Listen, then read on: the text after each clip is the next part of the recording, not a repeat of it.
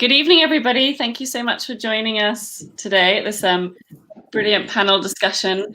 We're going to be talking about and celebrating 100% Her and how composition, sing, and production music can have an impact on your career.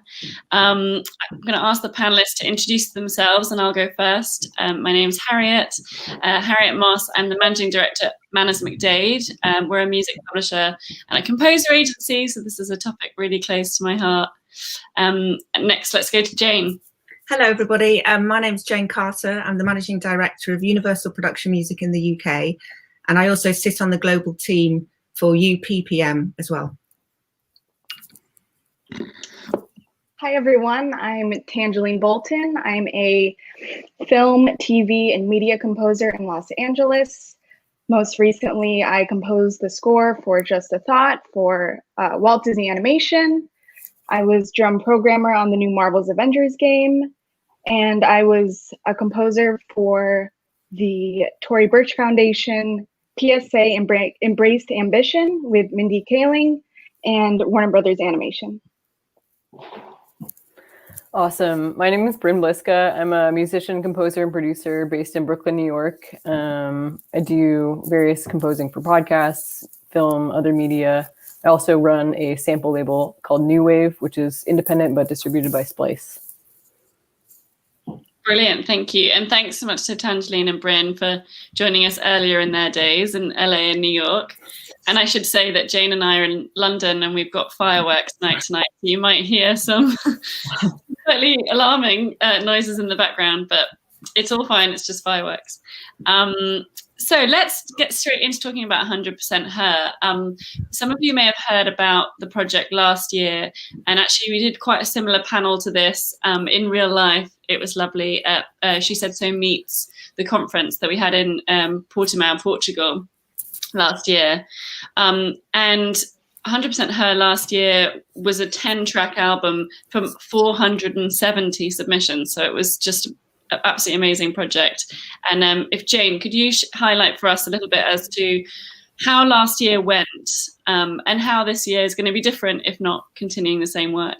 Yeah, absolutely. Well, we were really pleased with how it went. I mean, this is an idea that one of our team, Dina Leiberg, had. She came into my office one day and just said, we should be doing this. There are not enough female composers in the world and in our catalogue. And she'd got in touch with shesaid.so and wanted to do this project. And I think it was a great idea. It went very, very well. We had, as you've said, sort of 470 submissions, all really good quality. And the big win for me, which might sound odd, is that when we launched it, we actually got featured on the Spotify new releases, which for production music is really fantastic. Yeah, and for the composers, it's really fantastic as well. So on just Spotify, we had over 40,000 streams, but across all the DSPs, we had 80,000, which for an album that's just started, a new release from production music, is a huge success. So a massive well done to everybody that was involved on that. And then we got down to the business of what production music's all about. So that went into our library, and all our music supervisors and sales teams then promoted it. And it's got syncs already. It will go on to get more syncs. So it's already been on CBBC in the UK, BBC in the UK, RTE2 in Ireland, TV3 in Spain, Fox Business in the USA, Arte in France, and it will go on to do that. That's the beauty of this sort of project and production music. It stays in the catalogue and it will be searched and it will be synced going forward. And then since then, you know, I know we have Bryn, who was on the album. I'm sure she's going to talk a little bit about what she's been doing, but a lot of the composers that won the competition, we've gone on to brief them for albums, other albums in the catalogue, which have been equally successful. So it was a great project. Amazing. And let's talk about this year. How can people submit and what specifically can be submitted for this brilliant project? Yeah, they can find it on our website, on our homepage. There's a carousel and they'll find it there and they can click through to it. It's also on the shesaid.so website under 100% Her. Once you get there, it's very clear. There's a very clear brief, and we urge all composers that want to submit to really read the brief, because I'll talk a bit about that later, but but reading what we're looking for is really, really important.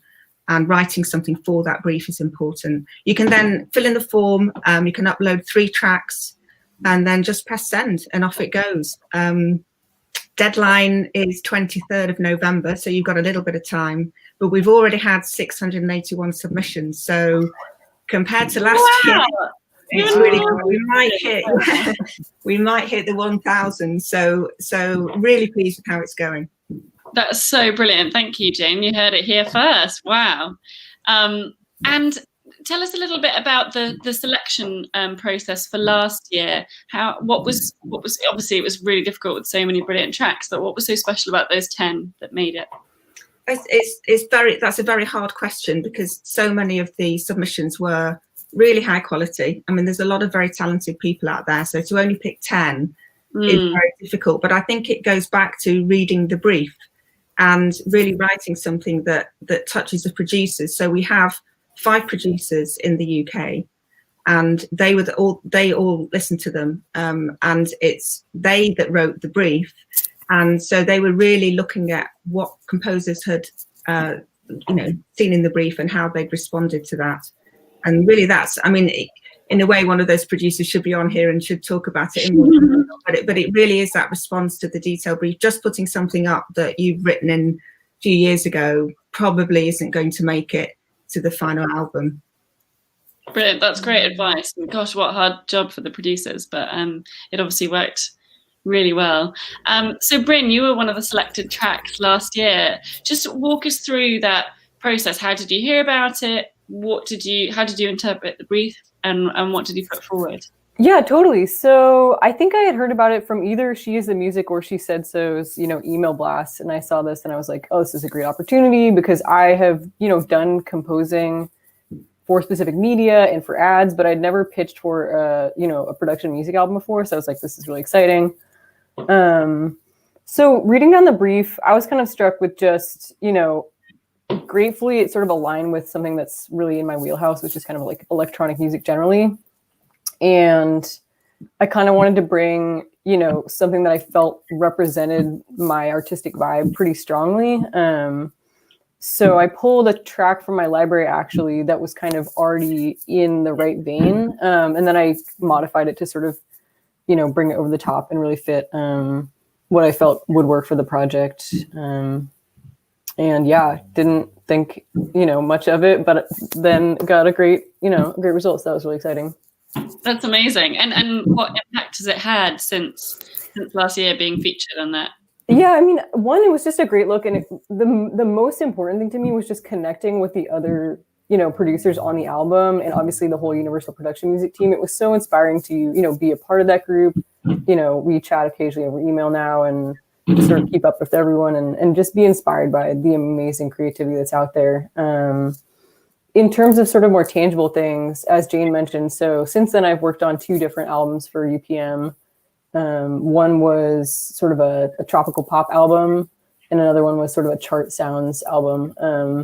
But I would say working on production music has really given me a lot of insight into sync that I had sort of started to get at, but coming at it from this perspective of how can I make, an artistic piece that really can be modeled in all these different ways and work in all these different capacities, has really been creatively and sort of pragmatically useful. And I would say it's influenced my composing, for other projects. It's definitely just influenced my production in general, because I have a bit more of a sync mindset going into things. But yeah, it's been a great journey. That's amazing. And Tangeline, over to you. Obviously, you've got such a sort of diverse composing career thus far. How is this sort of what the women here are saying? How does that marry with your experiences as to composing for media? Is it similar? Do you have such a brief, or is it a bit more free flowing? I think there are a lot of similarities, but there are a lot of differences as well. When it comes to production music, I think the quality has to just be, the production value has to be so high, because a lot of times, what's wanted are tracks that could just be on the radio, something that could exist on the radio, something that sounds like a hit. So, and it can be like a needle drop, or it can just be maybe composed for a specific ad, just like how you would with underscore for film and TV. So there are similarities and differences, but the biggest one I would say is definitely the production value. It has to be really, really, really high. So sometimes I think as a composer, switching over to production music, it can be a little daunting, because you can sometimes get away with things, I think, with underscore, not having to be just, pumping right out the door, where production music, it has to be really just top notch. Not saying that underscore isn't top notch, but not saying it isn't. We're all being very careful of what we say. Yeah. Do you have a kind of preferred way of working then as a composer, Tangeline? Do you like working to a brief, or do you kind of prefer it when you can make a hit and a track that can be used for anything?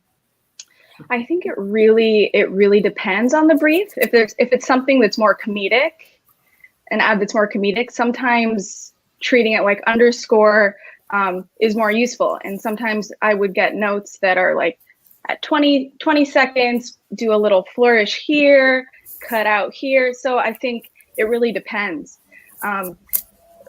If there's something that wants to sound more like just a pop track overall, writing that not to picture can be great, because you're not always forcing yourself to hit every single cut, which can feel unnatural at times. So I think it really depends on what it is.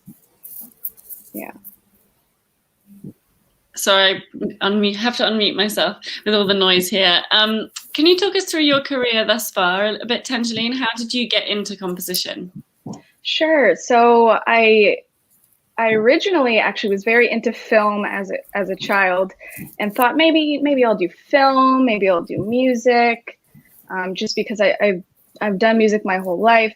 So first I went to Hampshire College, which is really big on creating your own major. So I thought maybe I could be a filmmaker, compose music, something like that. But then I finally realized, scoring is sort of where the space that I want to be in. So then I went and transferred to Berklee College of Music, where I graduated in film scoring, then moved out to Los Angeles in 2013, interned with Hans Zimmer, and then eventually got hired over there. And yeah, during the whole time, I was just really eager to just start writing. So production music was actually kind of how I started getting in a more professional setting, because there were a lot of ad postings through Berklee that were, oh, hey, we're a music library company looking to build our roster, submit some tracks. And I felt like that was the easiest way for me to get started writing in a professional setting. So that's what I did. I started doing some demos for some library music companies. And from there, writing in different styles was really helpful, because I was sort of building my roster, but also learning how to write in different genres. And that really was helpful once I could start getting some of my own bigger scoring jobs. Oh, that's a super inspirational story. Thank you. Yeah. And same question to you, Bryn. How did you begin your career in composition, and would you have any tips? Yeah, definitely. So I come from sort of a live music background. I played piano and I studied jazz for a long time. So I always sort of thought of myself as a composer, but more for a live setting and not necessarily for, media of other types. But about halfway through college, where I wasn't really studying music, but I did a lot of sort of musical related things. I took some, audio engineering and studio classes and absolutely fell in love with sort of the studio side of things. So from there, I would say, my journey has been kind of still rooted in that live background. Like I do a lot of session work, and I kind of continue to play live. Like I love live music, and that's a big part of what I do as well. In terms of the composing, I think, as Tangeline mentioned, kind of putting yourself out there into scenarios where you are pushed outside of what you normally do and a little bit outside of your comfort zone. That's really helped me grow into being able to take on different scoring jobs or various roles where, maybe a few years ago, I wouldn't have really thought I could pull that off. But, you know, just by sort of forcing yourself into it, I think you're able to grow in a lot of unexpected ways. Like, for instance, I bought an electric guitar at the beginning of quarantine this year, and that's been one of my recent journeys is, you know, trying to kind of up my rock chops because, you know, I feel very comfortable in jazz, pop, electronic, R&B, but sort of the rock space has always been a bit off limits, you know, but I've been trying to make inroads there. But yeah, I think, you know, to younger composers, I would just say, while you're working on sort of building your forte and working with what you're best at, I encourage you to seek out sort of other side opportunities to push yourself in different directions, because you kind of never know what you might land on. And I think a lot of, you know, music houses and agencies, they sort of look for people that have both a niche, but also the ability to cover a lot of ground. So I think having some core strengths that someone's going to call you to be like, you know, she can make a rockin' electronic bop, or they could be like, maybe she could do this orchestral thing as well. So I think sort of both the breadth and the depth are very important. I agree. I think that's especially early in your career. If you can, you know, explore as many different styles as you can while you're still absorbing as much and trying to find your unique sound, that's the best time to do it. Brilliant. Such sound advice. Thank you. Back to you, Jane. Could you tell us a little bit about your journey into production music? Because I'm also sure that there's plenty of people here who might want to work on you know, the other side of the table, as it were. And also, just a reminder for everyone, keep posting your questions in the comments and we'll have a Q&A at the end. So Jane, tell us about your journey. I'll try and keep it short. I've worked on the other side of publishing, and I've also worked in recording and broadcast. I've been in the BBC, Warner Records, London Symphony Orchestra. I've had quite a journey in the music industry, which has been brilliant. I left the BBC to set up my own company, where I did two things really. I worked in live events, so I'd made a show with the Blue Planet, Planet Earth, Frozen Planet, the original three. Then I went on to make a show with Wallace and Gromit, and we put that in the proms. And then with the Warhorse theatrical production, we also put that in the proms. So that was one side of what I was doing. And then the other side, I set up a publishing company with an existing publisher and signed new writers, which I really loved doing. And obviously the idea was to get them to, everybody wants to write in Hollywood. So everybody's, you know, running after that goal. A lot of them start, and I encouraged it to work in production music. It's a great entry point. Exactly what you were both saying, you know, to find your style, to experiment. It's a great place to do it, and it's a great way to earn money. It's sort of immediately to get you in the system. So I've always encouraged composers doing that. And when I started out, I would say production music didn't have the best name. It was thought to be sort of the second-class citizen, and the quality was nowhere near commercial music. And in the last 5, even 10 years, but definitely in the last 5 years, it's completely changed. The standard of composer is exceptional. The production values are also exceptional. We can do that in the digital world that we work in. We can access fantastic sound effects. If we can't do live recordings, we do a lot of live recordings, but if we can't, we have great samples that we can use. So it's really changed the landscape. So I joined UPM 3 years ago to run the UK, and it's been a really great journey because, I mean, we do have 500,000 tracks in the library. We have a fabulous heritage of Atmosphere, Bruton and Chapel and Focus, sort of our in-house labels that are, I mean, when you go back into the archives, you hear some incredible music really back in the day that's kind of like, you know, cat and mouse chasing Disney music with full orchestra. When it started out, was brilliant. It then went through this sort of odd time in the 80s where it was all a bit Casio sounding, but we've sort of come back full circle to this great quality again. So, you know, I love working in production music. I think it's time now. I think sadly, with budget constraints in commissioned music, which I'm passionate about because that's also where I come from. But, you know, it's always the part of the production budget that gets squeezed every single time. The music just gets pushed to the bottom of the list. and those producers and directors have less money to play with to hire the composers, in which case they come to us. So that is good for production music, obviously. And, you know, we're getting requests for, you know, the commercial sounding songs, vocals, as well as underscore as well. So we've got to be really on our game. We've got to be listening all the time, listening to the commercial trends, listening to TV music and film music. And I mean, it's a great job to be in. It's a nice thing to do for your living. But I really, really enjoy it. And I think any composer out there that's wondering how to get in to writing, you know, for any content whatsoever. I mean, we provide music for anything you can imagine with visuals or podcasts as well. We provide that music. So it's a great career for a composer, I think. I totally agree with and echo what you're saying as well about, you know, things are so sort of squeezed in commissioned music, particularly at the moment.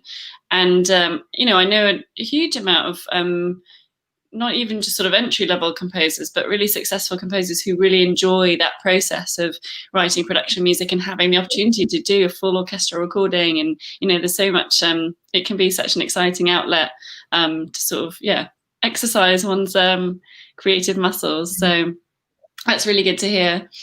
And talking about that, you just noted on trends, actually, is there something in particular that you'd be looking for at the moment? What is the sort of the go-to in production music at the moment? The thing is, pretty much everything's go-to.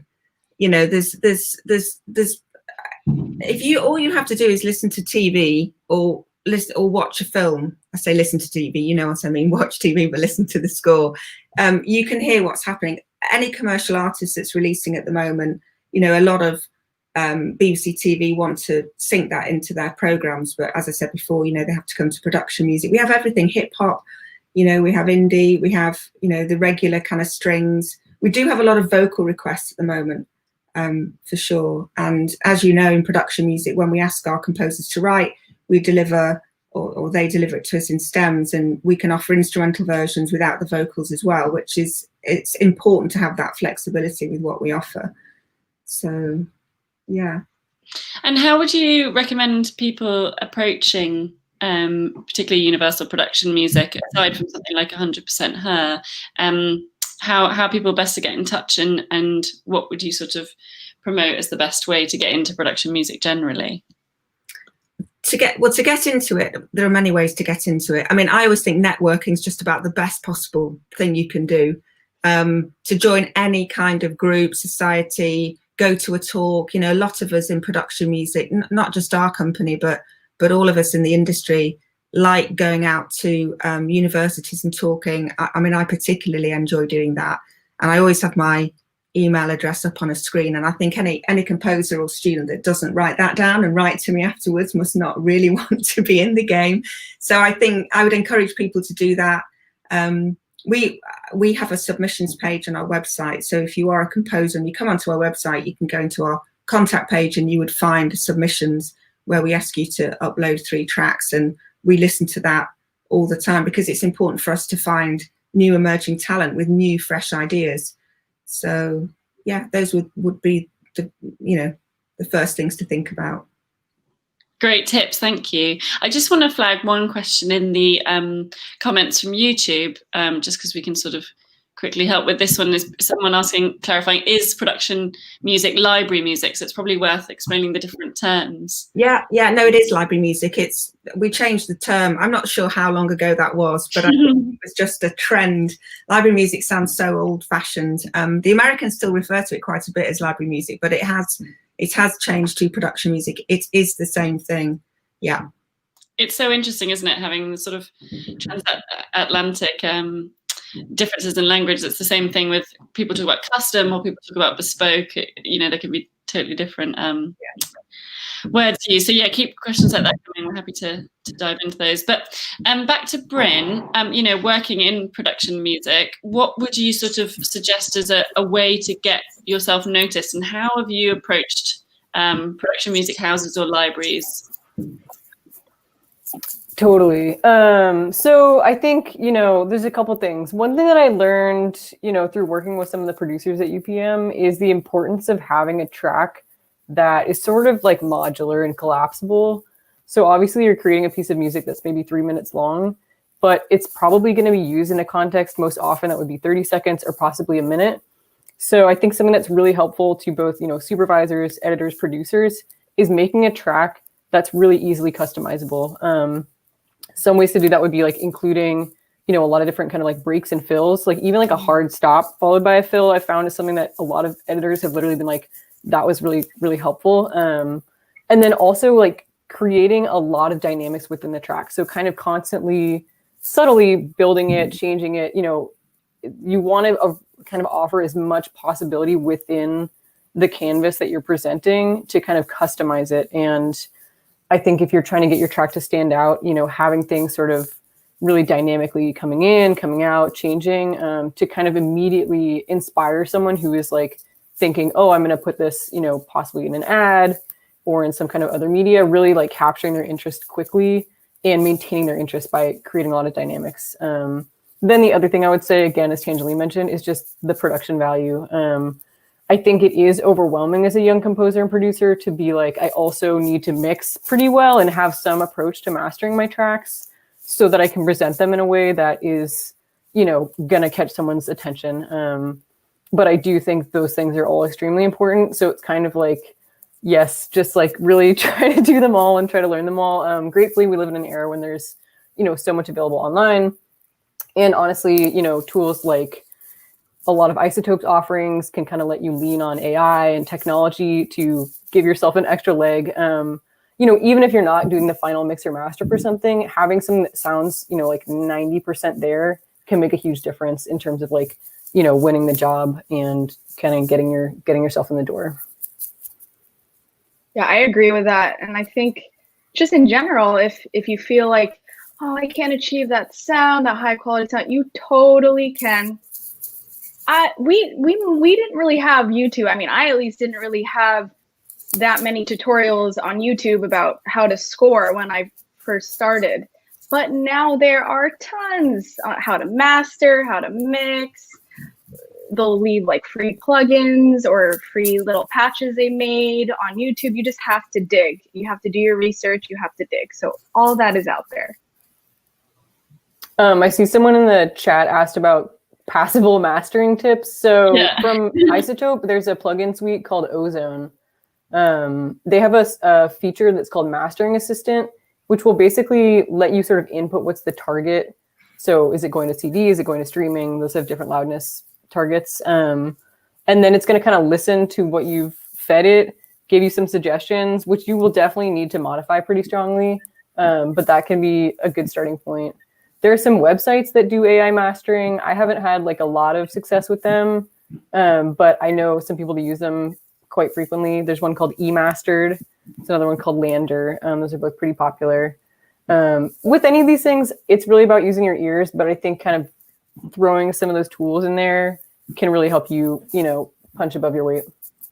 Yeah, Lander's pretty good. There's tons. Even SoundCloud, I think, has one now. Wow. It's crazy.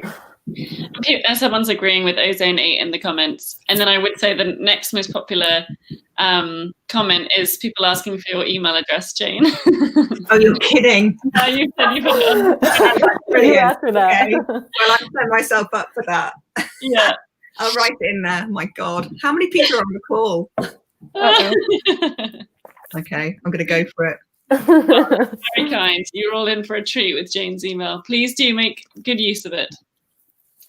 So actually, Jane, so a question for you, obviously we're talking about 100% her, and we can't not talk about sort of the main reason behind it and why Dina walked into your office that day, which is why there's a disparity of gender within production music. Could you tell us a little bit about where we are right now within that topic and what you think can be done? Yeah, sure. It's not just production music, though, which I think's the big worry at all. It's all of composition, whether it's film or whether it's classical, actually.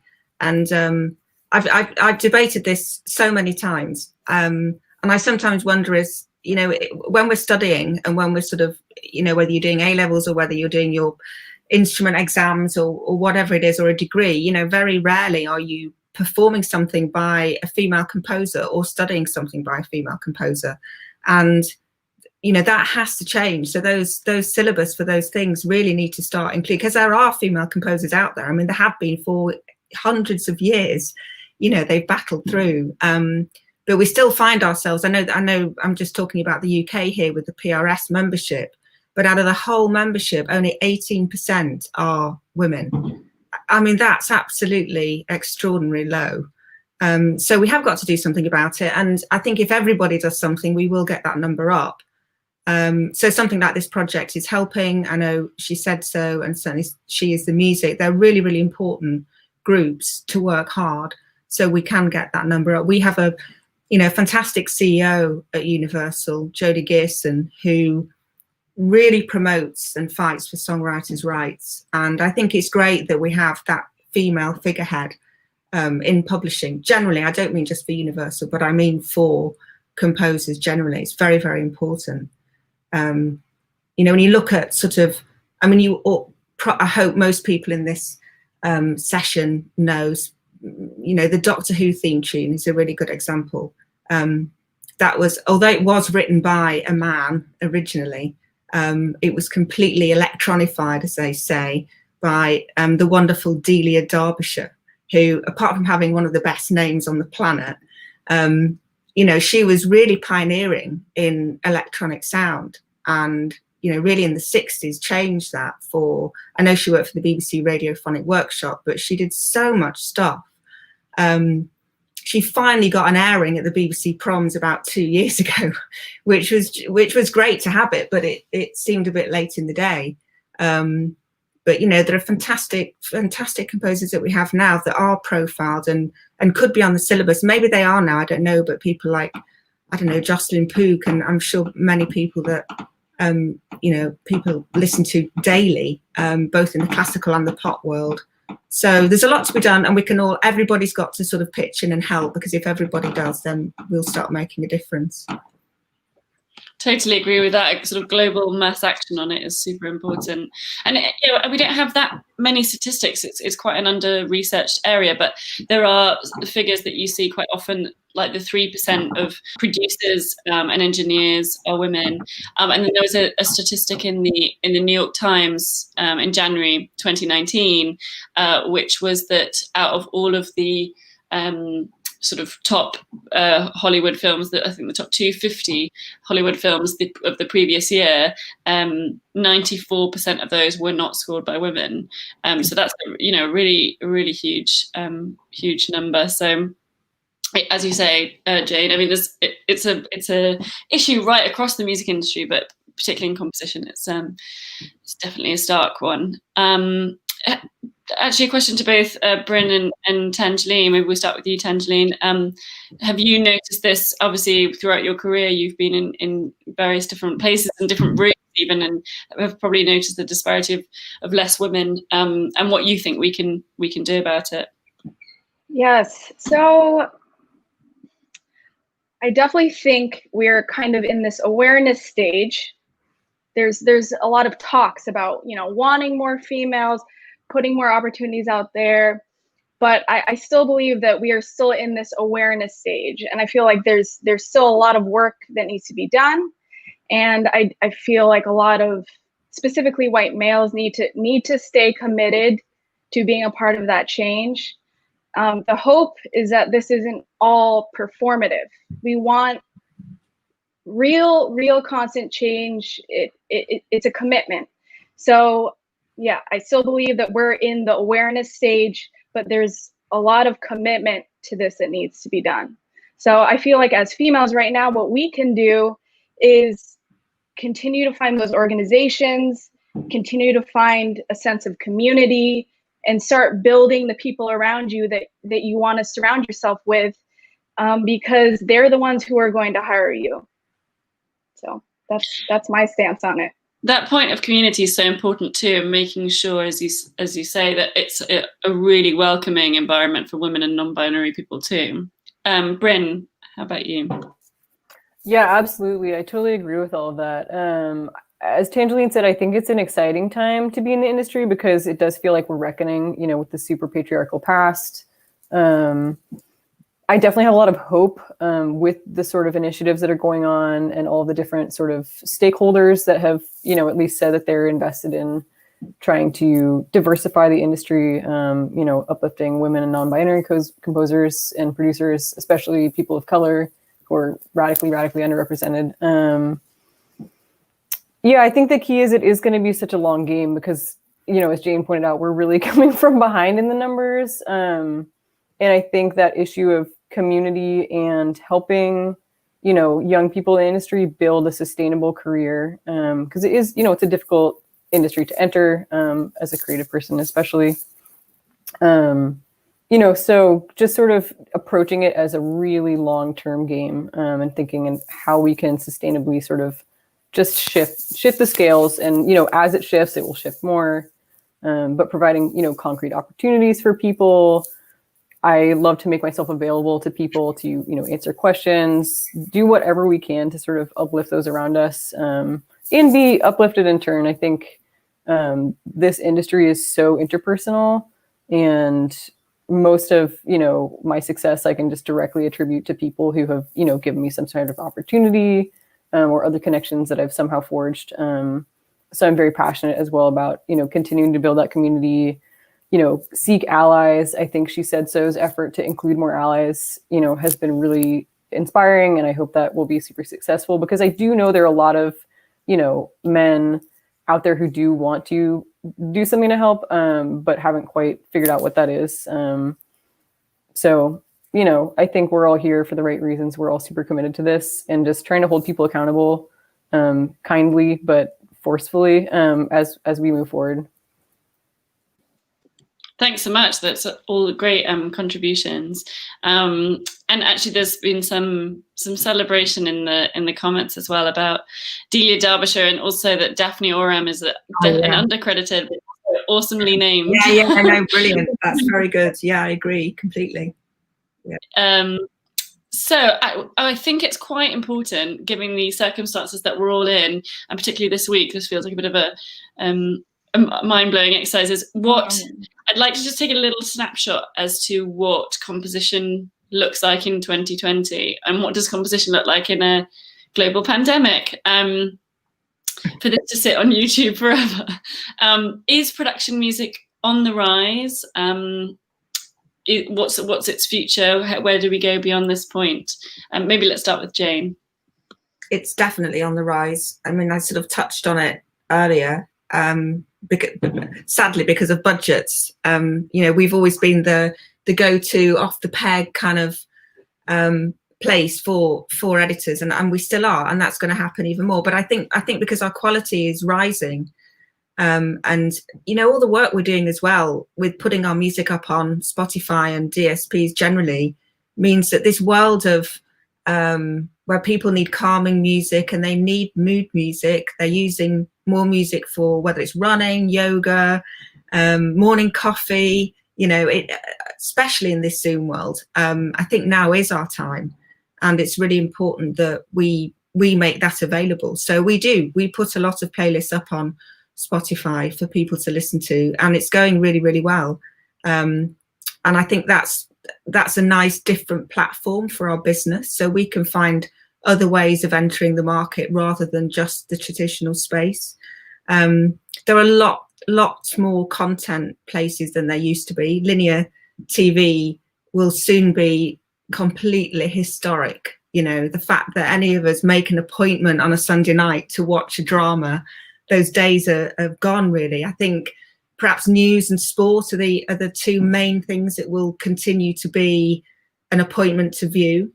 But everything else is streamed, and people can put what they want on YouTube. There are so many apps that are coming out, so many young people just putting up short snippets of things that need music, that, you know, it's just an absolute plethora of opportunity is a way of looking at it. And I know it's hard sometimes, because you look at your royalty statements and it says, you know, 0.00001 pence, and you end up with a kind of tome, but they do add up, and it's about being in every different world and on every different platform. And who knows what's going to come out in 2 years' time. There'll be something that we don't know about that's right now being, you know, somebody's innovation idea, and it'll be another opportunity for us to make music and for us to put it on whatever that platform is. So I think it's a great time to be here, and I think there's a lot of opportunity. That's fantastic. That's so much more positive than I thought it might. That's great. Tangeline, how about you? What's your sort of snapshot of composition in 2020? Well, I definitely think there is more opportunity for it because we're stuck at home. There's nothing else to do. Yeah. I think that there's more of a chance to kind of hone in on your skills, and I think because everyone is at home, everyone is a lot more kind of razor focused.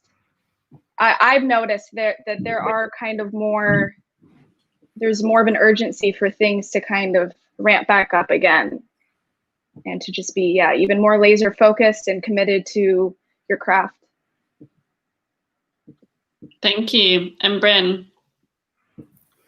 Yeah, much like Dean was saying, I think there are so many different sort of content streams out there right now and platforms. So it's an exciting time to make music because there's so many different creators that are looking for music, you know, for all their various creations. Sorry about the guest appearance. She's running. So that's a big one. And then sort of, you know, what Tangeline was saying about being stuck at home, I think there's sort of two sides to that. One is I have found people are really looking for connection right now.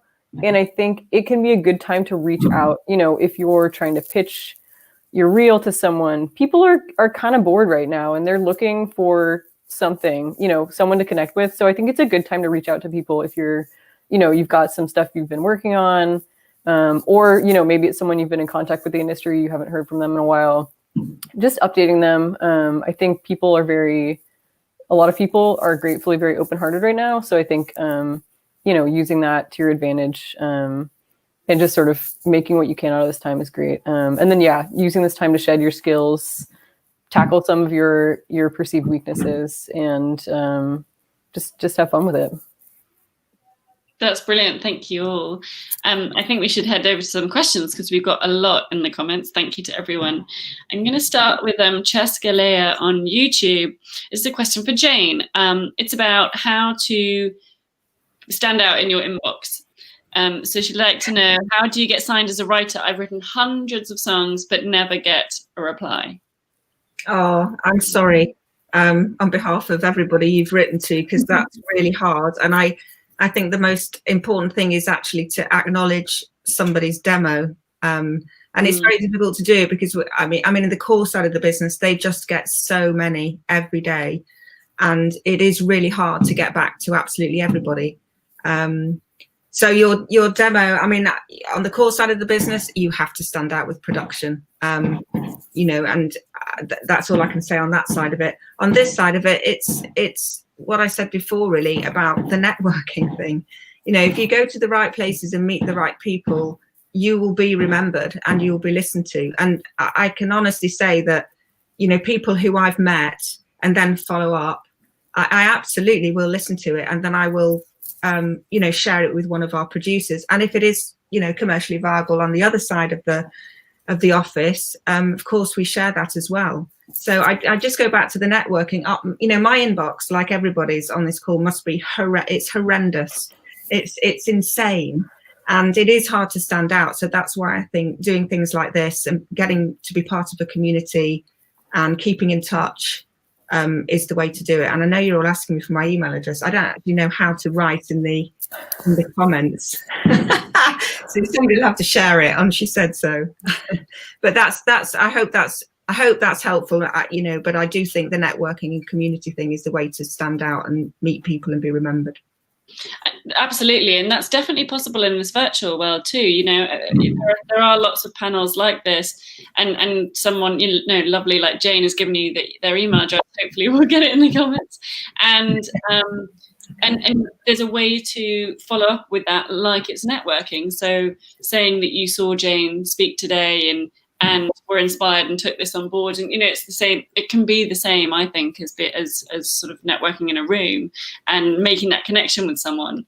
I think you can still do it with the sort of plethora of events and talks and things like this. I mean, and I appreciate your comments. It is difficult in this pandemic world that we live in, but it will end.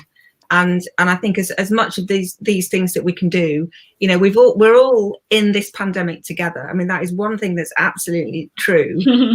Everybody is involved in this, and we will look back on these years, and it is awful, but it will kind of glue us together. So I do think, things like this and forums like this are at the moment, we're all hanging on for dear life for them to meet new people. I mean, it's really lovely doing this sort of thing, actually. It'd be really nice to actually see everybody that's on the call. But we will do it again when we can, and we just need to hold on to that. Thank you so much for that. So the next question is from Karen Marino, who says, what else would you recommend doing for a beginning composer? Sometimes it feels overwhelming to learn how to write for everything and also how to produce music at such a high level. Bryn, is that something you can start? Okay. Yeah, absolutely. I think it's sort of about budgeting your time, to work a little bit on each of these things very, very consistently. So I think the key is like recognizing where you're at, being very honest with yourself about where your strengths and weaknesses lie, and then, practicing the things that are more difficult. It's very hard to force yourself to do the things that you're kind of bad at. But I think it's really useful. And those things will sort of change. Sometimes you'll be like, this is my weakness. And then you'll get better at it. And you'll be like, great, that is at the top of my game now. I'm going to lift this other piece up. So I would say that's one big thing. The other thing is, collaboration. So as a composer, I feel like we do a lot of solo work. As a producer, there's a lot of room, and within composition and songwriting, there's a ton of room for collaboration, right? So as you're sort of trying to lift up your whole game, also working with people who have complementary skill sets can be really rewarding, and it can just really make your flow more efficient.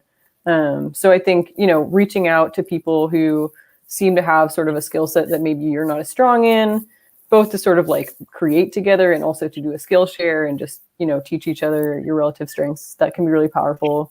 And then the last one I would say is something I mentioned earlier, but being up on sort of the latest technology and really trying to use the amazing tools that we have to your advantage. Another one I was going to mention on sort of the mixing and mastering front, I'm a fan of this software called SonarWorks, and it essentially helps you have a more sort of balanced monitoring environment. So whether it's headphones or monitors, it sort of takes into account the bias that's present within the frequency spectrum of whatever you're listening on, and it tries to counteract that so that what you're hearing is a more flat representation. That can be really useful to just sort of like getting your mixes to a place where they're going to sound good across different places if you can't listen to it in the car. I'd love to add great points. I'd love to add to that too. I feel like when you're still early in your journey as a composer, mimicking and listening to a lot of inspirations, that is a huge one. I remember just listening to tons of composers that I loved. And it starts with sort of mimicking what you like about those things.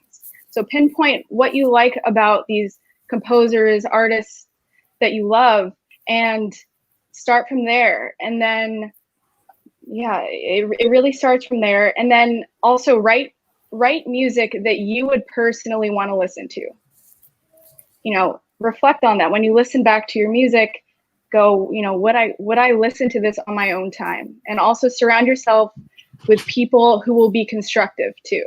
It's important to get really constructive feedback from people you trust. Don't just surround yourself with people who will say, this is the best track I've ever heard. You need to surround yourself with people who will tell you the truth. Yeah, that's a very good point. I think one thing that I'd like to add as well is that if you can team up with somebody in the visual world, that's a really great relationship to start. Because if you are gonna, if that's what you want to do, you want to write to picture, to meet somebody that's actually creating those pictures and to write for them, and then to develop a partnership is a great thing, because quite often, the composers that really made it into big film, they stick with the same director, and the director sticks with the same composer. And often they've met in really odd, it's just completely by chance in that networking way. You know, Michael Nyman and Peter Greenaway, you know, they're a great team that met at the National Theatre, and Michael Nyman was brought in, you know, to write a piece of music absolutely at the last minute. And he ended up with a bunch of musicians that he put together because that's all they had. And that became the Michael Nyman Band. And that became a very specific sound associated with him, which is a really unusual group of musicians that you wouldn't necessarily have written for in the first place. So, you know, I think, you know, if you're at the beginning, great, and find somebody to work with and put something on and do something together and create that sound with your visual partner that's really unique. Yeah, that's brilliant advice. Thank you. Thanks to all of you for your comments. A question here from Sally Street. I guess kind of veering slightly away from 100% her because that's got a brief, but any tips on how to pitch submissions if they don't quite fit the current brief, or they're just to that sort of, you know, general submissions email? Bryn, do you want to kick us off with that? How have you done that before? Yeah, definitely. So I think a few things. One, I would say if you're pitching, you know, library music or production music, the key I would say is to make sure the track is really going to stand out immediately. And again, is the kind of thing that could be used sort of in a lot of different time forms. I think pitching something that you feel really strongly about and really positive about is great. Showing, like, let's say you're going to email over maybe 2 or 3 tracks. I would say, you know, show a bit of range. But yeah, I would really say just put your best foot forward. If you don't hear back, I would say don't be shy about reaching out again. You know, give it a little bit of time. But following up multiple times is totally industry standard. So don't be shy. I think going back to what you said before about forcefully but kind might be the way forward. Exactly. Yeah. I think it's just acknowledging that most people who don't respond to you, you know, either they didn't see it. You never know why they didn't respond. And so I think giving it a few shots can be important. And from personal experience, you know, oftentimes they simply didn't see your first email and somehow you make it through the second time with the third time. Yeah, absolutely. Definitely.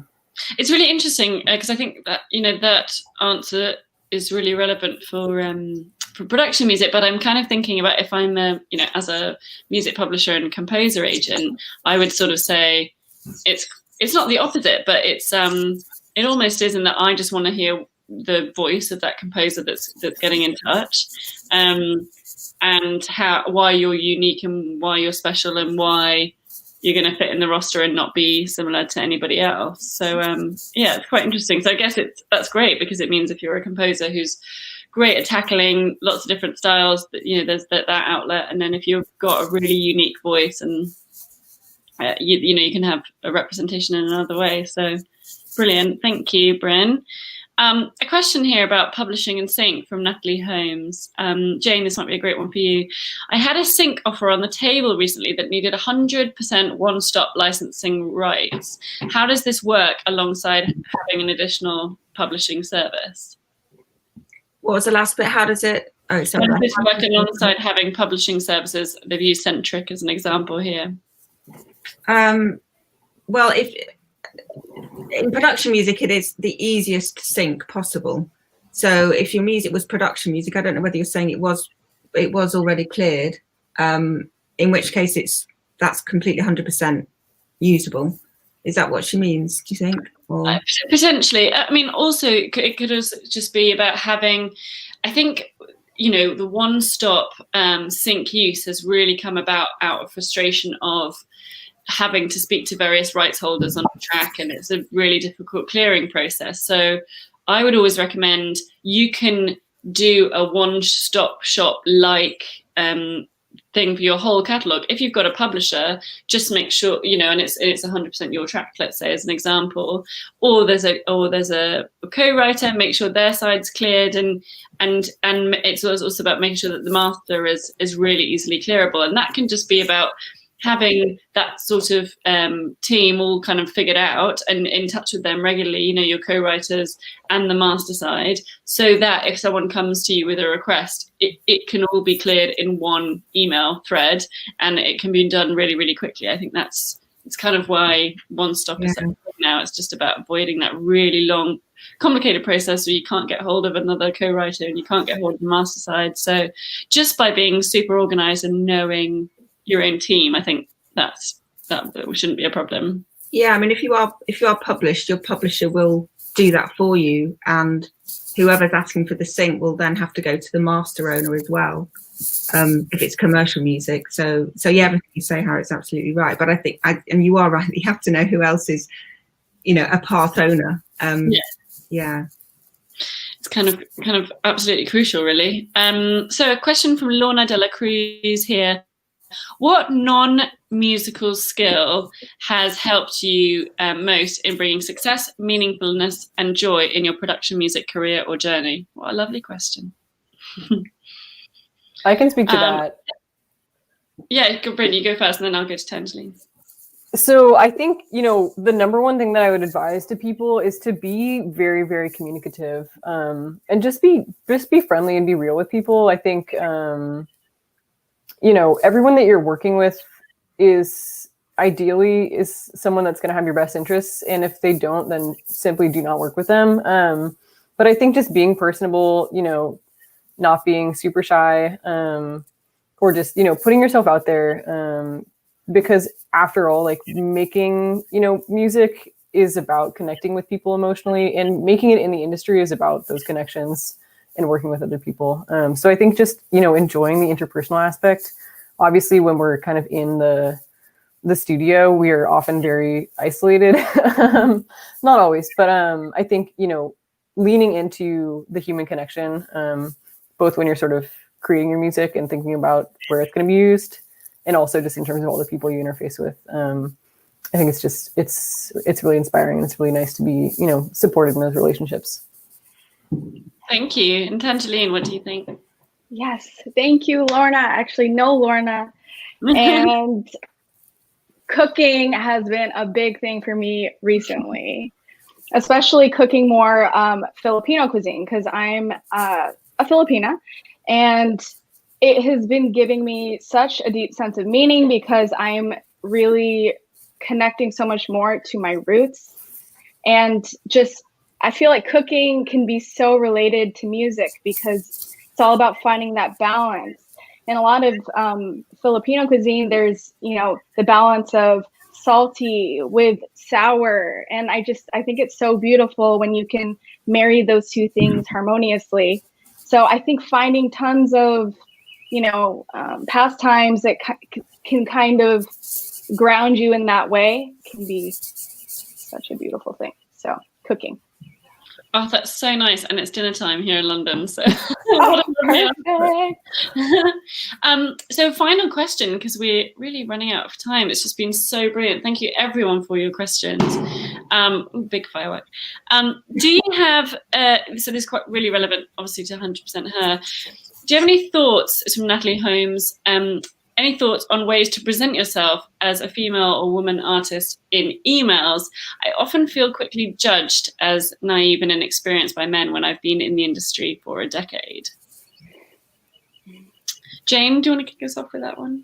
I just think you have to be you, and you have to be confident as you can be. You shouldn't change the way you are. You should just be really true to yourself. And I think being honest and truthful in this world is very, very important. And I think it's a time to show a lot of kindness. So I think if that comes across in your email, I think everybody should respond. I think it's awful that you feel like that, and I'm really sorry for that. But I think if you just be you, I think you'll be absolutely fine. Yeah, I love to chime in on that too, because that's such a great point. And for a while, I felt the same way. When I first moved to LA, I was one of the few females that I could see around me, and I would get very intimidated. So if you can just focus on developing that deep sense of self and who you are, then it's just going to come out more naturally when you address people. Yeah, I would just build off of that. I agree with Jane. I think being yourself, being honest, anyone that's going to give you shade is not worth your time ultimately. And it's a shame that that's the way they are.